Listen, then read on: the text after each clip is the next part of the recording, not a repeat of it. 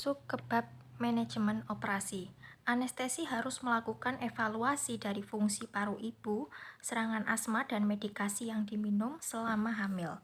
3 faktor yang bisa menyebabkan bronkospasme antara lain yang pertama, medikasi anti bronkospasme, yang kedua terjadinya eksaserbasi, dan yang ketiga waktu pengobatan asma.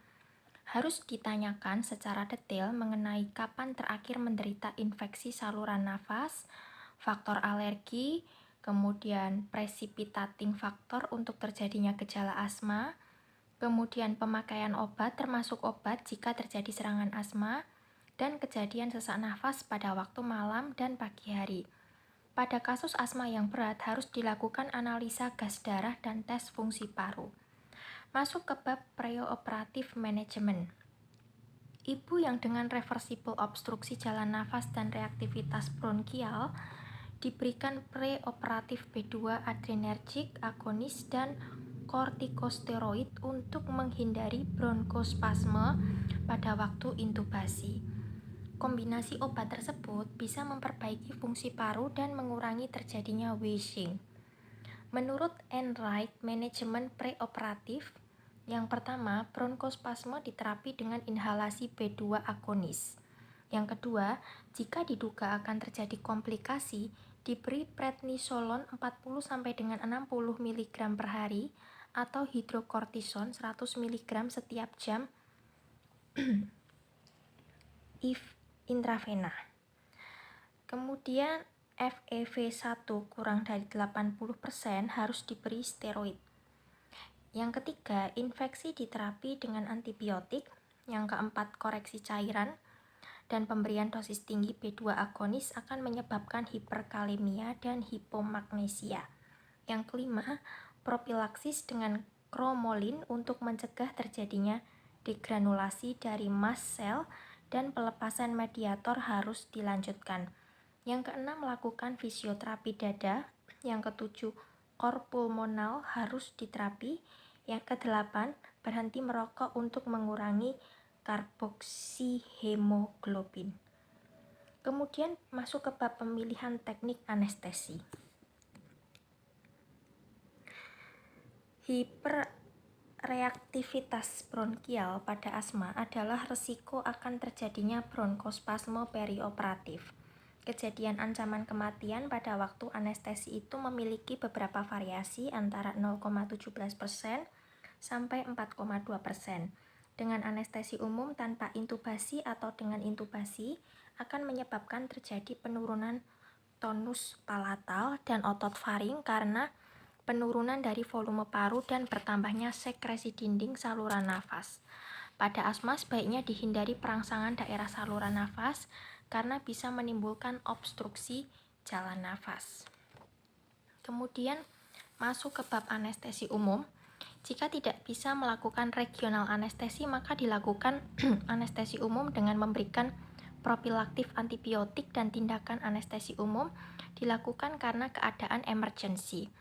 Anestesi umum tidak boleh dikerjakan jika yang pertama pada ibu yang tidak puasa, yang kedua ada gastroesophageal reflux, yang ketiga ibu yang sangat obesitas, yang keempat ada bowel obstruksi, dan yang terakhir gastroparesis.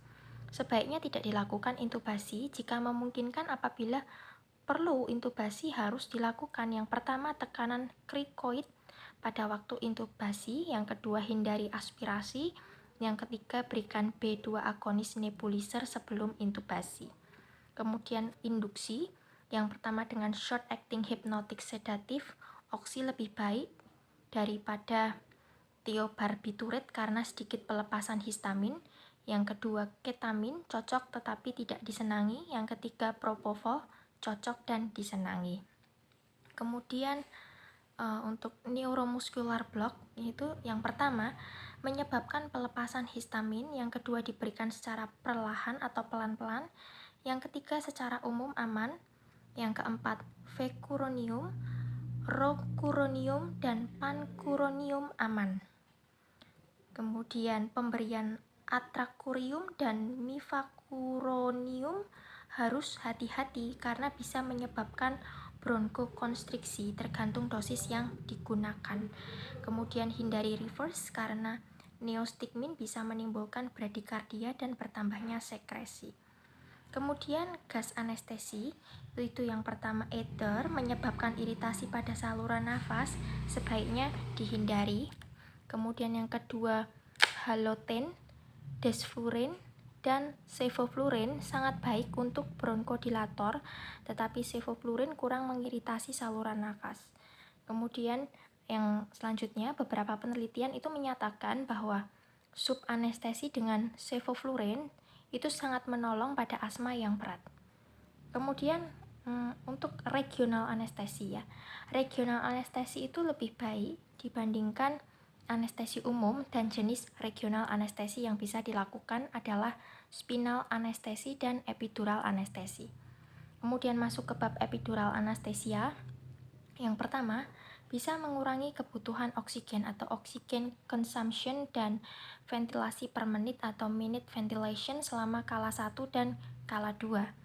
Kemudian yang kedua sangat baik untuk penderita asma. Yang ketiga, pemberian 2% lidocaine pada epidural kontinu bisa menghilangkan wheezing secara bertahap dan hilang sesudah 155 menit. Kemudian masuk ke bab spinal anestesi. Yang pertama, terdapat gangguan motorik. Yang kedua, tindakan lebih mudah dibandingkan epidural. Yang ketiga, kadang terjadi sakit kepala.